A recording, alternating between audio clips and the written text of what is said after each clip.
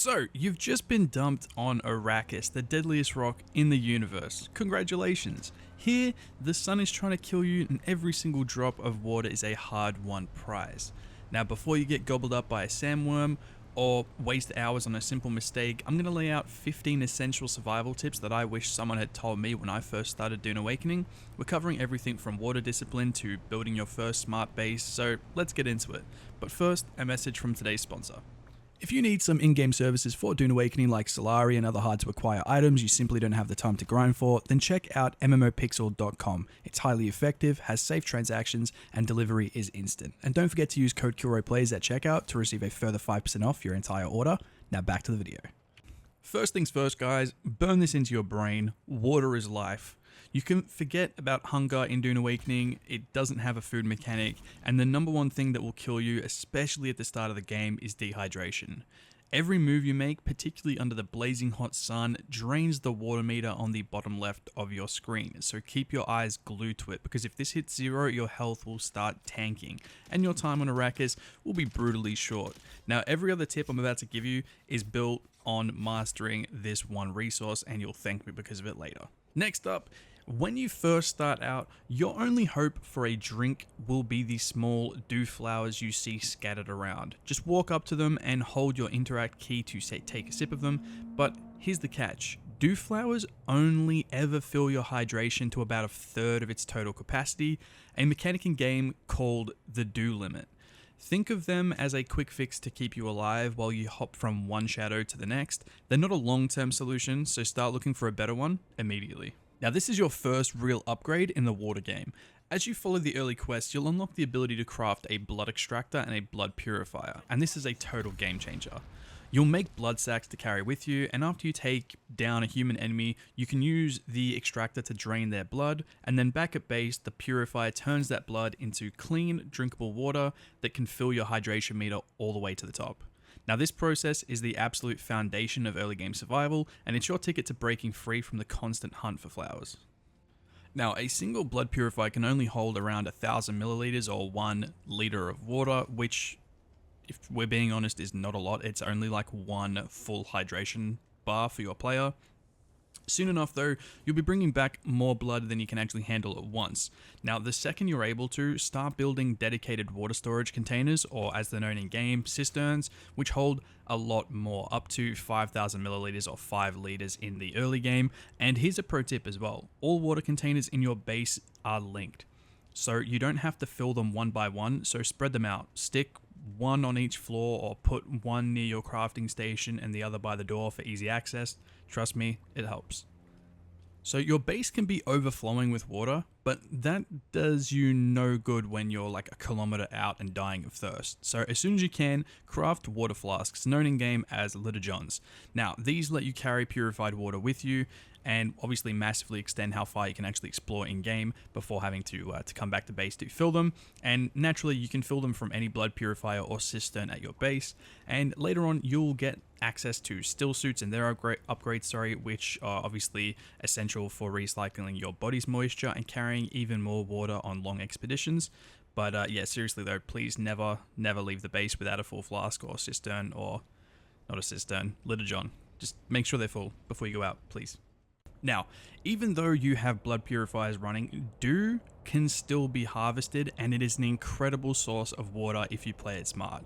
Now, the amount of dew plants changes with the time of day, so the absolute best time to harvest is at night or just right before dawn. There's a specific little time, and it's like a 5-minute window when you can actually see the blue mist hovering over the plants. All you have to do is press T, and in the top right hand corner you'll see the time of day indicator, and as soon as it gets between, so dark blue is obviously nighttime, then you have like the orangey yellow, that's daytime. Well, between that dark blue and that orangey yellow, there's like a freaking bright baby blue that you can't miss. That's the perfect time to harvest the dew.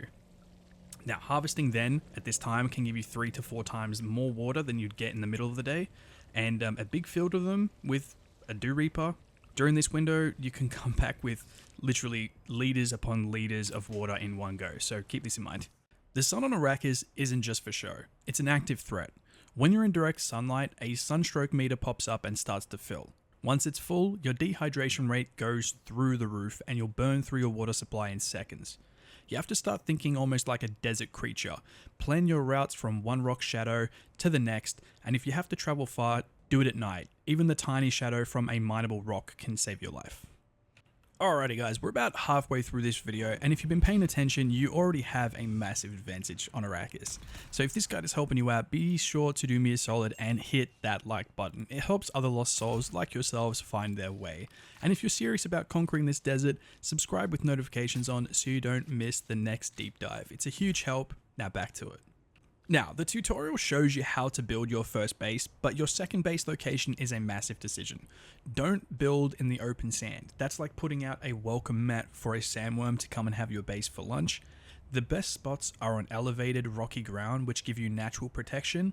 So try and find a place tucked into a cliffside or in a permanently shaded area to reduce sun exposure. Also try and build near key resources like ore deposits and points of interest like trade posts to cut down on travel time. So, here's a lesson many of us learned the hard way. Your first base is not your forever home. You will eventually abandon it and move on to new higher tier regions. And because of this, don't go crazy building a palace. Keep it small and functional. Build only what you need. So your essential crafting stations, your water setup, and yeah, it's just build simple, please. So a simple design is cheap to build and more importantly, easy to walk away from when a better spot opens up. As you start exploring more of Arrakis, you'll be able to place multiple sub-fiefs, which are basically land claims for smaller bases and outposts. So this is ridiculously powerful for gathering resources. So if you find a rich vein of materials far away from your base, don't even risk dozens of trips back and forth. Instead, just build a small outpost there. It can be a single room with a water container, a storage box, and maybe a furnace.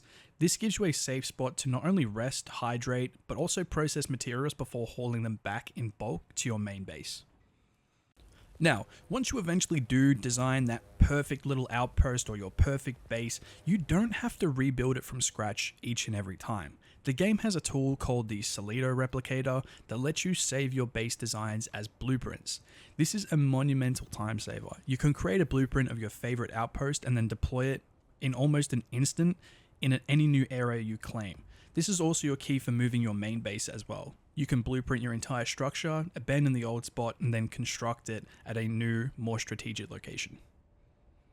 Now, I said near to the start of the video, build near points of interest. Now, let me be clear. Do not build on or too close to points of interest. Building your base right on top of a scavenger camp or any other named location can actually stop resources and enemies from respawning there. Now this doesn't just hurt you, it also hurts every other player on the server. So some server admins will actually delete bases as well if it's blocking content, so give POI some breathing room, and I'll say it again for the people in the back, never build on open sand, stick to the rocks. Remember that your base actually requires constant power to keep the shields up, so you will have to farm batteries a lot in the early game until you unlock the wind turbines. So if you fail to actually keep your power generators online, everything in your base will be turned off and the shields protecting your base from the sandstorms and other players will actually go down, leaving your materials vulnerable to, well, stealing, and eventually your base will just get wiped off the face of the server. So do yourself a favor and max out each power generator with a full stack of batteries so you have 20 days before having to worry about the lights going out again. Trust me, it's worth it. Now, the sun and thirst aren't your only problems. Pay attention to the map and your surroundings. If you see drum sand, it means you're making enough noise to attract a sandworm. Get to solid rock now. Powerful storms or Coriolis storms will sweep the desert, so if you're caught outside, you need shelter immediately. Caves, rocks, overhangs, or any building will work, and at nighttime, watch out for patrol ships. Their searchlights are deadly, and awareness is your best weapon. Finally, let's talk about health. You're going to get hurt, whether it's from enemies, a fall, or severe dehydration, Your main source of healing early on will be bandages, which you can craft from plant fiber found on small bushes everywhere. Always keep a healthy stack of them on you. It's easy to get tunnel vision on your water meter and forget about your health until it's too late, but running out of bandages at the wrong time is an easy way to die and lose all of your stuff, so you'll thank me later. And there you have it, guys, 15 tips and tricks that will give you a fighting chance on the brutal plains of Arrakis. If you can master the water economy, build smart, and keep your head on a swivel, you'll be well on your way from merely surviving to actually thriving. These ideas are your foundation for a strong start, setting you up perfectly for the deeper combat and politics that await. Thanks for watching. What's the one tip that saved your skin on Arrakis? Or maybe you have a trick that I missed. Drop it in the comments below. Let's help each other out. Until next time, guys, stay hydrated.